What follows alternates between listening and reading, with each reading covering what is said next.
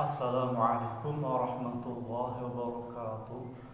Alhamdulillahirabbil alamin. Wassalatu wassalamu ala asyrafil anbiya wal mursalin sayyidina Muhammad wa ala alihi wa sahbihi ajma'in. Amma ba'du. Cemburu ada yang bilang adalah bumbu cinta.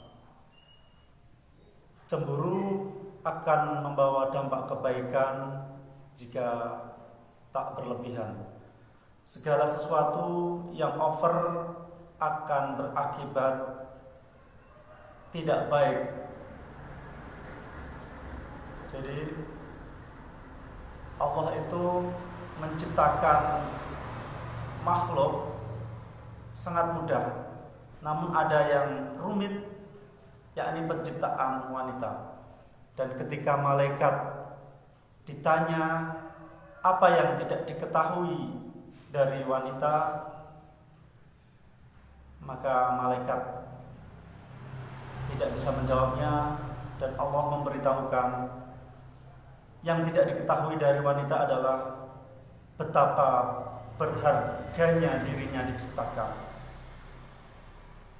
Wanita jika berkeliaran di halayak pria, apalagi wanita itu cantik, ibarat summun qatilun, racun yang mematikan.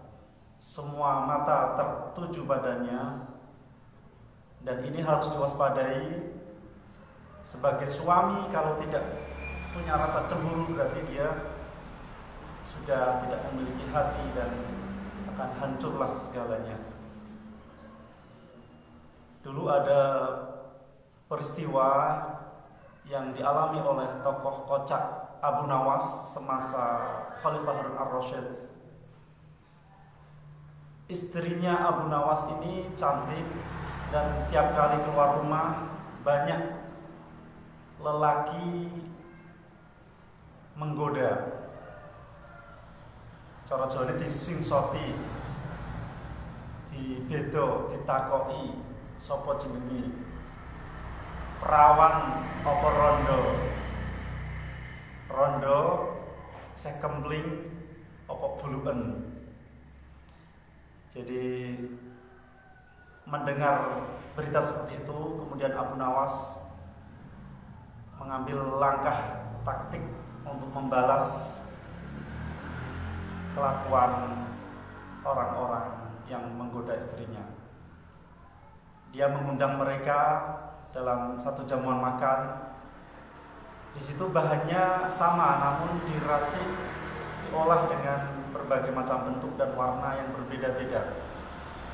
Setelah para lelaki hidung belang ini berkumpul, mereka kemudian dipersilahkan untuk menikmati hidangan yang ada.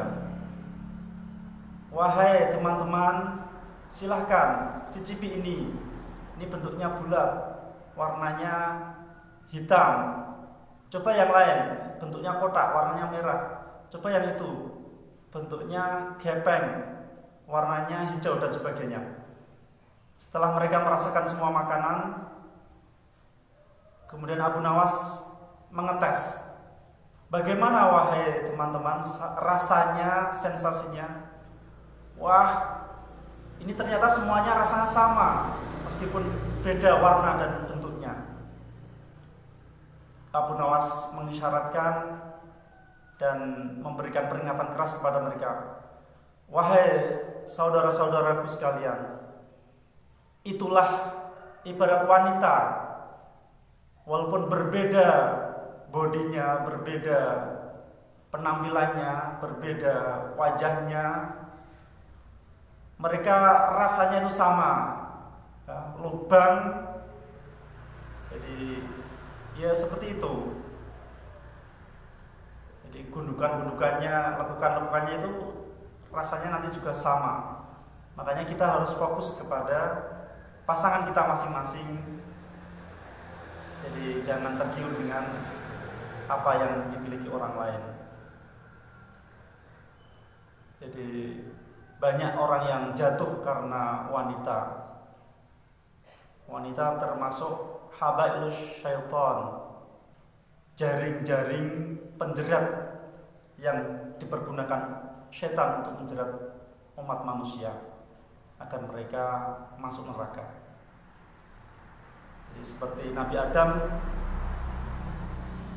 dipengaruhi iblis untuk memakan buah khuldi, namun tidak berhasil. Akhirnya iblis membujuk Siti Hawa agar Hawa ini merayu Nabi Adam. Akhirnya Nabi Adam takluk dengan rayuan Siti Hawa. Dan contoh lagi banyak, seperti Samson and Delila. Samson itu terkenal kuat, namun nanti melalui bujuk rayu Delila ini menjadi terungkap kelemahannya. Meskipun Samson itu cerita,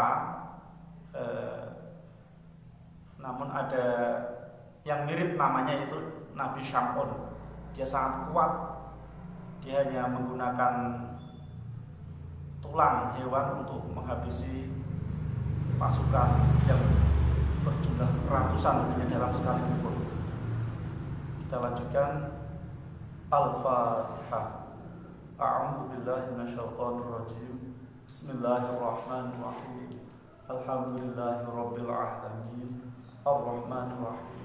Maliki yaumiddin. Iyyaka na'budu wa iyyaka nasta'in. Ihdinas siratal mustaqim.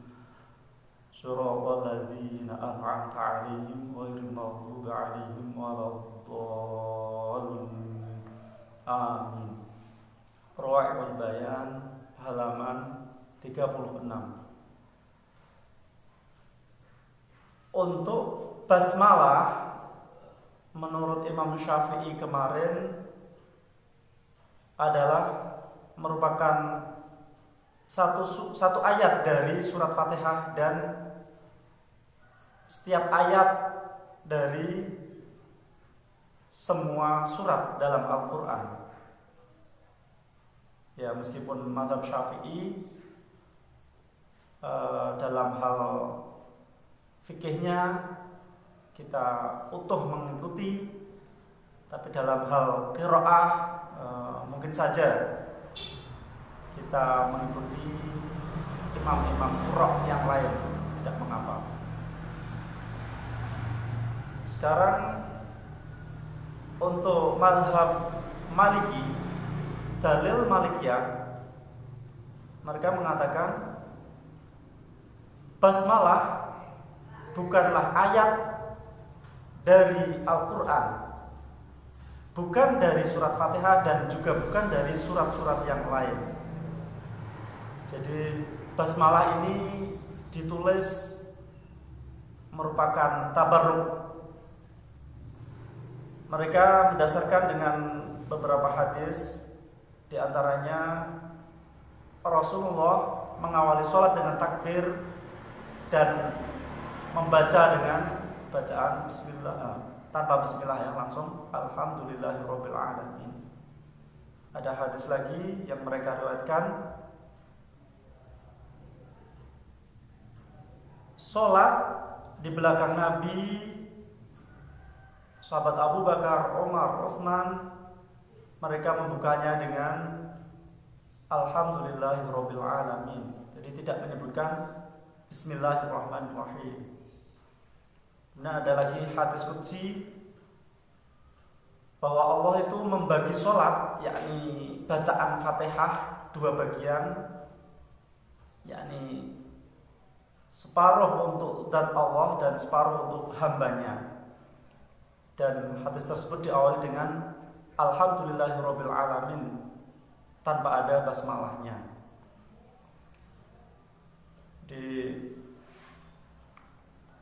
Menurut mereka, pengulangan lafal Ar-Rahmanir Rahim dalam surat Fatihah seandainya dengan basmalah itu berarti merupakan suatu cacat dalam balaghah, karena mengurangi keindahan. Jadi situ ada sesuatu yang monoton. Jadi Bismillahirrahmanirrahim adalah lafal Ar-Rahman Rahim, kemudian diulangi lagi pada ayat selanjutnya Ar-Rahman Rahim. Kemudian mereka berpendapat lagi bahwa penulisan basmalah dalam setiap surat itu walaupun mutawatir secara penulisan, namun tidak mutawatir secara bacaan. Dan menurut Imam Qurtubi, pendapat yang sahih adalah ucapan Imam Malik ini,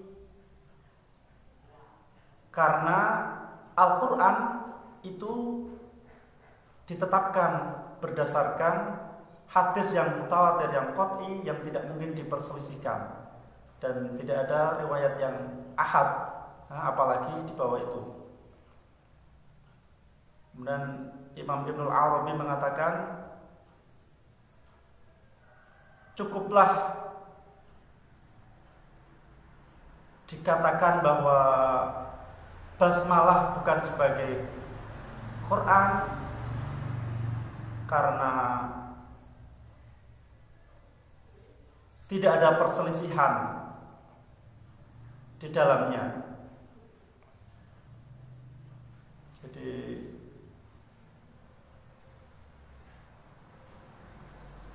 kalau basmalah ini masih diperselisihkan, itu menunjukkan bahwa itu bukan masuk bagian dari Al-Quran. Jadi mengingat pendapat ulama Malikiyah memang seperti ini, basmalah bukan termasuk Al-Quran sama sekali. Jadi ada penguat lagi menurut mereka, sejak zaman Nabi Muhammad sampai zaman Imam Malik, sholat itu tidak pernah dibaca basmalah, langsung alhamdulillahirabbil alamin. Namun mereka mensunahkan bacaan basmalah pada sholat sunnah, dan mereka mengarahkan untuk hadis-hadis yang ada basmalahnya dalam surat Fatihah berarti diarahkan ke sholat-sholat sunnah atau saat waktu luang untuk membacanya. Adapun mazhab Hanafi, dalil Hanafiyah, mereka berpendapat bahwa basmalah itu ayat sempurna, ayat Quran, dan berfungsi untuk memisah di antara surat-surat yang lain. Jadi bukan ayat yang tergabung dalam Fatihah saja, bukan, tapi berdiri sendiri. Dan setiap surat tentunya ada, mengecualikan surat At-Taubah tentunya. Jadi mereka mengemukakan beberapa dalil, yakni ada riwayat dari Nabi bahwa para sahabat tidak mengetahui akhir surat sampai diturunkannya basmalah. Dan ada riwayat lain bahwa Rasulullah itu tidak tahu pemisah antara surat satu dengan surat yang lain sampai diturunkannya basmalah. Dan memang menjadi ciri khas setiap malaikat Jibril turun, kalau membacakan awal surat pasti diawali dengan basmalah. Dan tentunya kecuali surat Baroah atau Taubah. Kemudian mengenai tarjihnya, jadi di sini dikemukakan pendapat yang paling arjah, paling unggul adalah mazhabnya Imam Abu Hanifah mengenai basmalah ini. Jadi karena banyak yang menunjukkan keunggulannya, di antaranya dari segi balaghah kita tahu bahwa Al-Quran itu kalam yang paling baligh, bahkan balaghah itu bersumber dari Al-Quran. Seandainya setiap surat itu diawali dengan basmalah, maka akan monoton dan itu mencederai keindahan balaghah. Saya kira cukup, semoga bermanfaat. Wassalamualaikum warahmatullahi wabarakatuh.